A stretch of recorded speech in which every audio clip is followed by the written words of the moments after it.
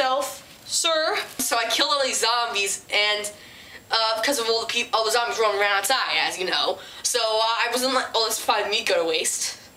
Dude, zombies are carnivores. Why would you bring over a giant 20-pound bucket of meat during a zombie apocalypse? That is the stupidest thing I have ever heard in my entire life.